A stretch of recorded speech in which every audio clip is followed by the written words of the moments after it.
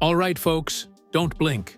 Today's docket includes threats, text messages, repeat offenders, and one judge who's clearly had enough. If you've ever wondered how the court handles emotional chaos wrapped in legal gray area, this is the case to watch. All right, Mr. McCullum, good morning, sir. Number one, don't email me. That's not a good thing, man. Really, because I'm supposed to be neutral, detached. So I don't know what happens until if it goes to trial. So I'll do that. It's okay, but just from now on, all right? So you now stand charged. You picked up a terroristic threat of a family or a household member. You're facing up to a year in jail and or a $4,000 fine. We're going to do probable cause. You have the right to remain silent. Anything you say can or will be used against you. You have the right to have an attorney present. If you cannot afford one, one will be appointed to you. I don't know what happened in this case. I'm just now seeing it for a first time. All I know is that you're on bond for this case, for another case, and now you picked up a new one. So let's go forward and. Officers were dispatched to a residence in Harris County, Texas. Complaining witness showed officers text messages ranging from May 2024 to November 2024, where the defendant sent her photos of guns and threatened to shoot the complaining witness and their child. Defendant also stated he would shoot up her house and hoped that he would hit her and the child. Yikes. Threats involving children take everything to another level. And when there are receipts, text messages, photos of guns, it's no longer a he said, she said. It becomes evidence. But that evidence still needs a timestamp. Remember, without timing, there's no crime, just noise. When is the statement that he was going to shoot up the house? Was that from May and that he's just investigating this? Because that's not a terroristic threat. But if it was an active thing where he was... Well, it was like the offense. So per the offense report, the actual offense took place on November 8th. Okay. But I believe that she showed them old text messages. Okay, so when was that statement that I'm going to shoot up the house and yada, yada, yada? Sure, take your time. And Judge, while they're looking, it's not alleged when the statement was. And not only that, it's not reported till 3 days later. Furthermore, in the reviewing the text messages that have been submitted, there's not a single text message that has that specific threat. Well, I don't know. I mean, it's the state's burden to show, I don't know, but terroristic threat has to be an immediate. Boom. Here's the legal kicker. A terroristic threat must create immediate fear, not just discomfort, not just a vague future danger. If prosecutors can't prove the threat was recent and credible, game over. This is the nuance that separates a charge from a dismissal. An immediate fear of harm. So I don't see an actual date in the offense report. I personally have not reviewed the text messages in this case, Judge. I don't see a date of the actual threat. That's not a good thing. I mean, who knows when that statement was made? Could have been made 2 years ago. Could have been made yesterday. Yeah, I agree with you, man. I mean, if you don't have anything else, then that's it. Okay, I'm gonna find no probable cause. Mr. McCullum, we're not asking much, man. We want our streets to be safe. I'm gonna do everything in my power to protect the streets, right? If I find that you're a problem, if they call back and it continues to happen, it's not gonna go well. This is the judge's warning shot. Keep playing with fire, and I'll make sure you feel the heat. He's not just lecturing, he's building a record. And if Mr. McCullum slips up again, that no probable cause ruling won't save him next time. Life is way too short to live in a 6x9 box. There are a lot of great people in life. There's a lot of bad people in life. And if you have a relationship with a so-called person that brings out the worst in you, then don't have a relationship with this person. There's a gajillion and one fish in the sea. It's not worth it to have someone rap you so bad that you make and say things that make you go to jail. It's not worth it.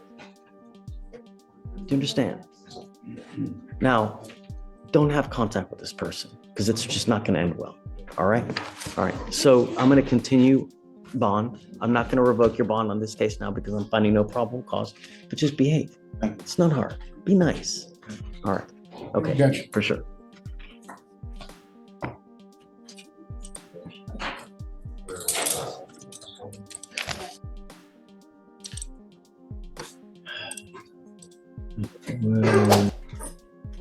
Uh-oh, cue the theme music because Mr. Castro just walked into a storm. When a judge opens with, "I'm not doing this again," you know this isn't their first dance, or second, or 12th. I'm not going to continue to play this game with you. Mr. Castro, I'm not doing this again. Sir. Look at me. Sir. I have people that continue to come back over and over and over, and all they, Sorry. I want you to look at me because this is going to be a life-changing moment for you right now. They keep coming back. They keep pleading guilty. They keep coming back. They keep pleading guilty. And it's a revolving door. The door stops today. Do you understand? Yes, sir. If you are unable Sir.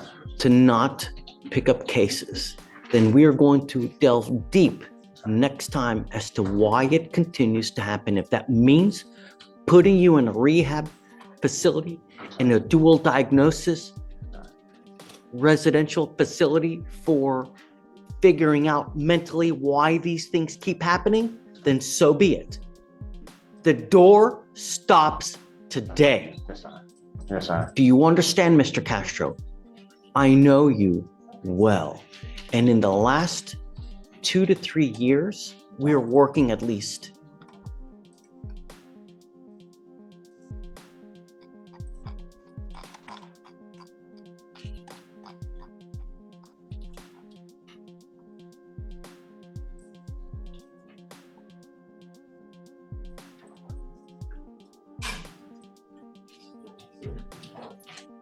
since you and I have been together.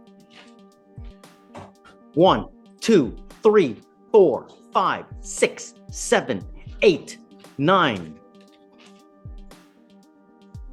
10, 11, 12 stops today.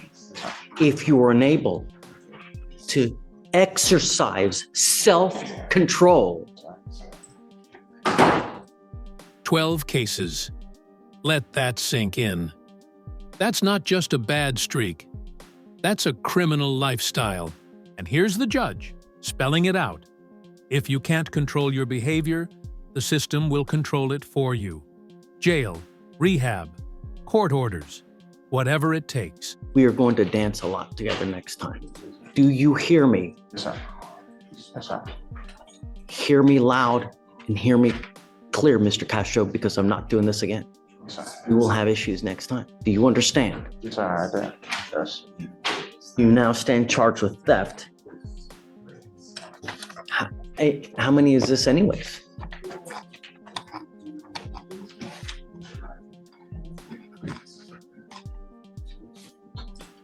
Is the next one a felony regardless? I don't believe so, Judge, actually. thefts, Judge. You run an NCIC for me, please, Morgan. Let's take a look to see. I want to advise him properly as to, you need to understand that every time you plead guilty to an offense, it goes on your record. Yes, sir. And when you pick up a certain type of offense consecutively and times, they can put it together and they can file a felony case on you, and you're looking at years instead of days. You now stand charged with theft. You're facing up to 6 months in jail and or a $2,000 fine. They've offered you 6 days in jail credit for the 2. Any prior thefts, Morgan? No, Judge, I'm not seeing any.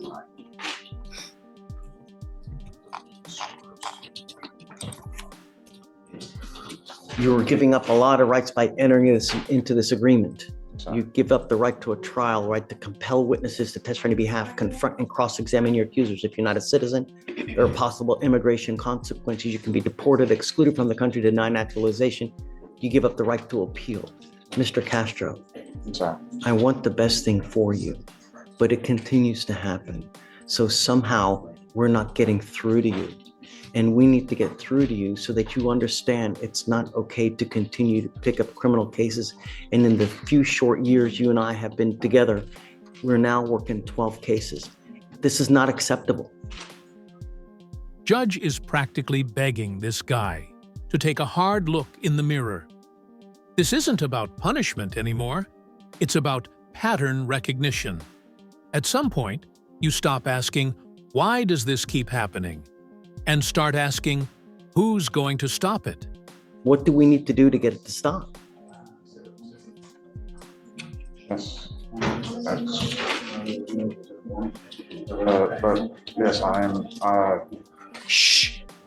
I'm completely capable of these, and because it is so highly agreeable. So I'm on top of it myself as much as I would be able to.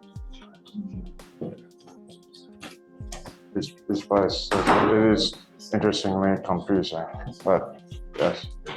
Well, let me tell you something. I have a couple people in here that have continued to come back.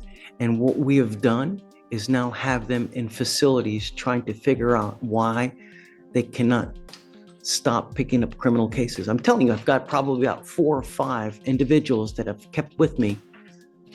You now are on my list.